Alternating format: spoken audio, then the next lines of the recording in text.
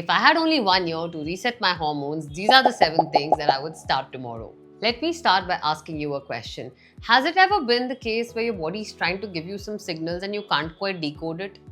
Like suddenly acne आने शुरू हो जाते हैं, हेयर फॉल होना शुरू हो जाता है जिसका कोई एक्सप्लेनेशन नहीं है, मूड इरिटेबल रहने लगता है, you feel you're starting to store fat in the areas where you never had fat, abdomen becomes bulky, your legs start to store cellulite. Overall, you just don't feel like yourself anymore. And now, given these signs, most people think something is wrong with their hormones. और हम फटाफट से चीजें बदलने में लग जाते हैं. We follow crash diets. We start doing a lot of blood tests. You are going to go all extreme. You start working out a lot. You tire your body, fatigue endlessly, and you're just feeling lost. I'm Dr. Jyoti Aneja, your aesthetic dermatologist with over 16 years of experience in dermatology and aesthetics. My heartfelt goal is to support and guide you on your journey to healthier, more radiant skin and hair. Because I truly believe everyone deserves to feel confident and comfortable in their own skin. In my practice, what I've noticed is hormones is not something that changes overnight. It is the chronic effect of constant insult that we keep putting our body through for months, weeks, and years altogether. These respond to signals that your body receives every single day, from sleep to your light exposure, to your movement, to your food, and the stress that you are exposed to.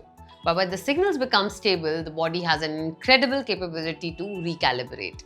So if somebody walks into my clinic saying, Doctor, I have this 1 year and I want to improve my hormones naturally, these are the 7 habits I'd ask you to change starting tomorrow. First and the foremost, prevent your morning rhythm.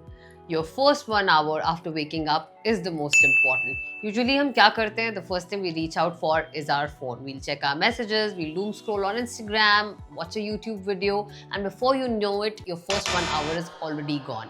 Having said that, you wake up in the morning because there's a cortisol spike. उसके ऊपर when your body is not even fully woken up and we already start stimulating your brain with so much information and stress, it just messes up with your entire hormonal milieu interior.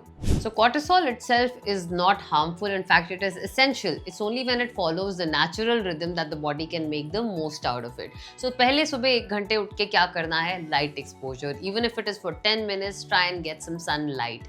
Drink a warm cup of water, sit with yourself, do not get stimulated by a device. First 10 to 15 minutes, give yourself a slow start and eventually you'll see how your metabolism kickstarts thereafter. Second and a very important habit is starting your breakfast in the morning with some protein in your diet and not just sugars.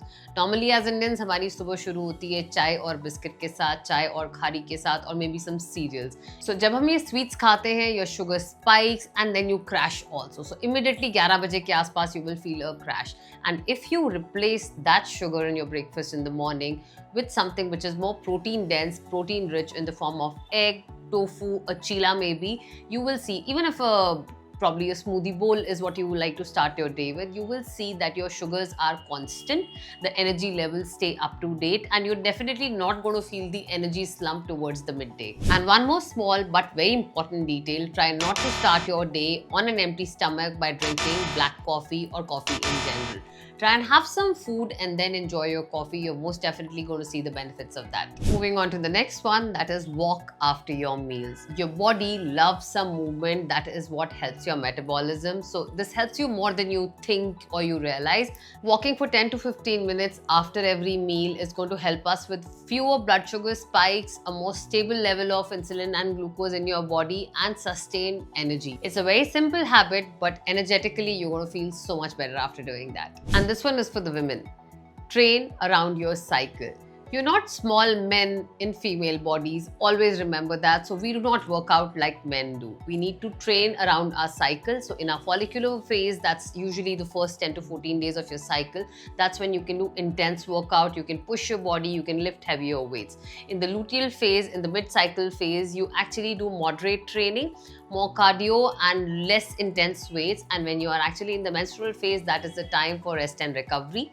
So you usually rest and do a little bit of stretching and movement and mobility in these days. If you follow your cyclic rhythm, you will see your body respond so much better to your exercise as well. Moving on to the next and my favorite topic, that is protect deep sleep at any cost.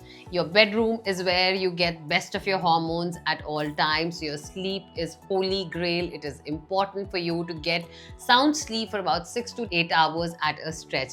And right now my team asked me, Doctor, breaks में तोड़ तोड़ के सो सकते हैं क्या? रात को 3 घंटा, दोपहर को 3 घंटा. So if you charge your phone at a stretch at 100%, the battery is going to last you longer. So please keep that in mind when you're charging your phone at 20% and discharging it. You're definitely going to shorten the life.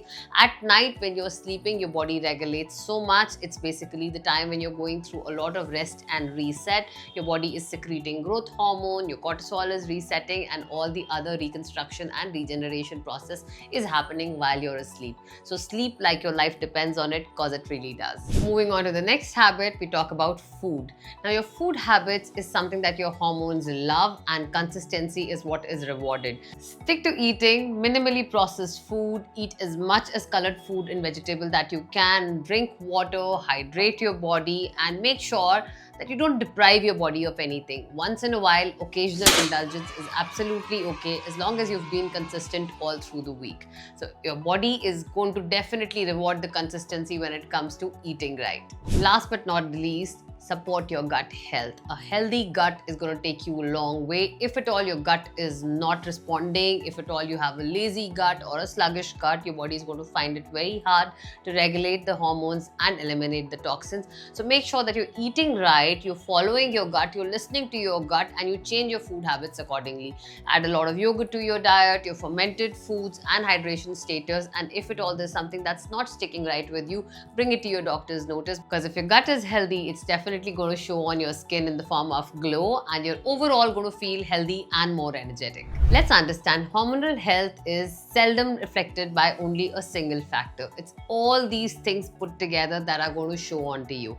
Sleep well, eat well, train well, make sure that you're exercising, there is movement in your lifestyle, you are covering about 8 to 10,000 steps every day. And if at all you are, you're doing things to make sure that your stress is under check. Meet your friends, just go out, do whatever makes you happy, because that is definitely going to set your hormonal clock right. So if this resonated with you, or it can be helpful for anyone that you love and care for, please like, share and subscribe, and we'll keep coming back with more such content.